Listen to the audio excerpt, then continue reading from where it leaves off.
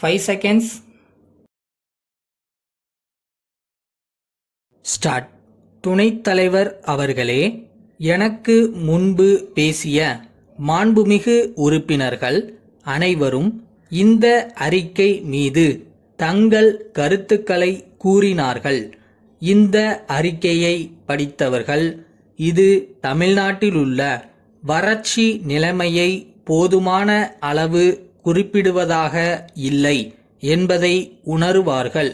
இப்போது ஏற்பட்டிருக்கிற நிலைமை மனக்குறைவு என்பதால் மட்டும் ஏற்பட்டது அல்ல என்பதை குறிப்பிட விரும்புகிறேன்.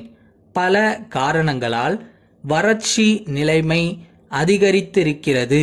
சென்ற ஆண்டு பெய்த மழை அளவை விட இந்த ஆண்டு குறைந்து விட்டது.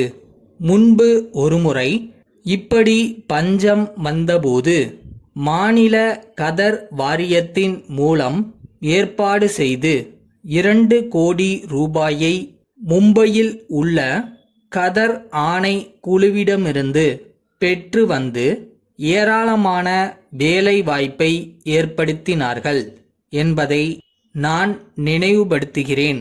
ஆகவே பஞ்ச காலத்தில் உள்ளூர் ஆசாரிகள், தச்சர்கள், கொல்லர்கள் செய்யக்கூடிய கருவிகளை கொடுத்து அதன் மூலம் நூல் உற்பத்தி செய்து துணி உற்பத்தி செய்தால் பொதுமக்களுக்கும் வேலை வாய்ப்பு கிடைக்கும், பஞ்சத்தையும் சமாளிக்க முடியும்.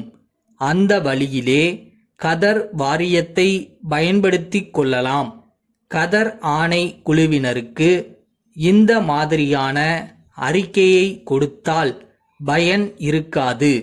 உண்மை நிலைமை என்ன என்று எடுத்துக்காட்டி ஒரு அறிக்கையை தயாரித்து அவர்களுக்கு கொடுக்க வேண்டும். அப்போது உதவி கிடைக்கலாம்.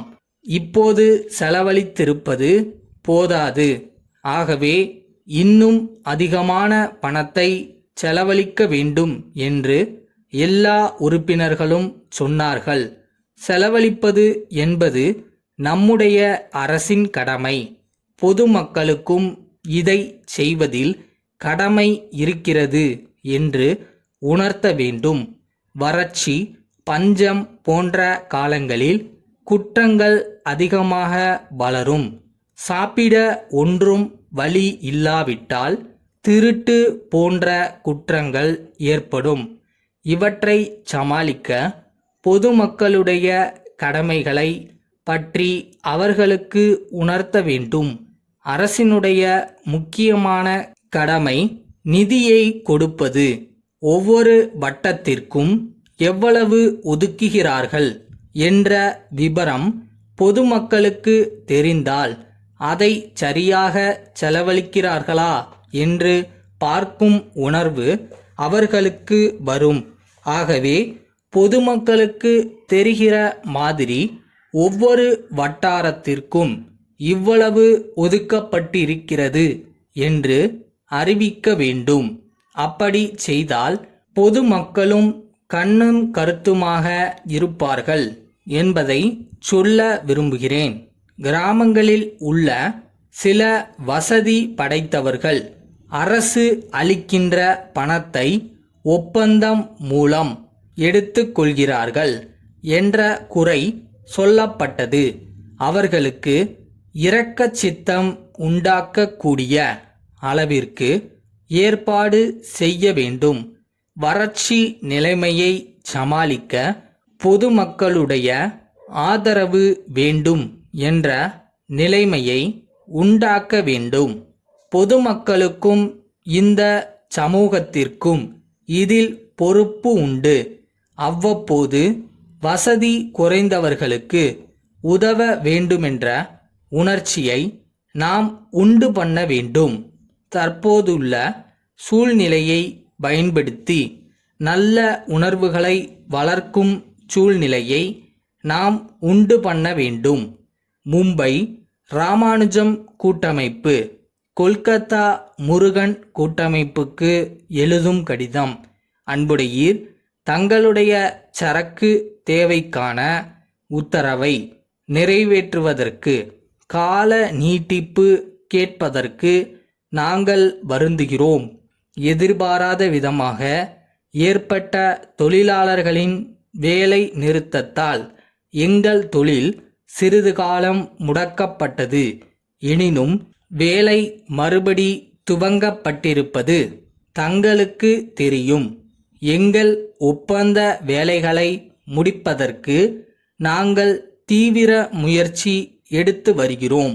இருந்தபோதிலும் ஒப்பந்தப்படி ஆகஸ்ட் 1ஆம் நாளுக்குள் தாங்கள் கோரியுள்ள சரக்குகளை அனுப்பி வைக்க இயலும் என்று தோன்றவில்லை.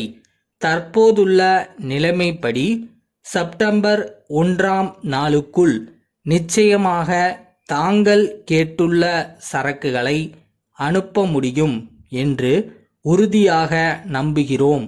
இந்த ஏற்பாடு தங்களுடைய இசைவை பெறும் என்று நம்புகிறோம். சரக்குகளை அனுப்புவதை விரைவுபடுத்த நாங்கள் முழு முயற்சி செய்து வருகிறோம். எங்களுடைய கட்டுப்பாட்டில் இல்லாத காரணங்களால் இந்த காலதாமதம் ஏற்பட்டிருக்கிறது என்பதை உணர்ந்து நாங்கள் கோரியுள்ள கால நீட்டிப்பை தாங்கள் அன்புடன் அளிப்பீர்கள் என்று நம்புகிறோம். தங்கள் நம்பிக்கையுள்ள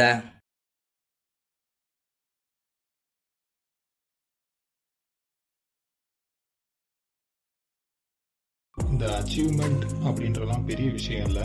உழைச்சா போதும், கண்டிப்பாக நடக்கும். அது எப்படி நடக்கும்லாம் தெரியாது. அது ஒரு மேஜிக் மாதிரி தான்.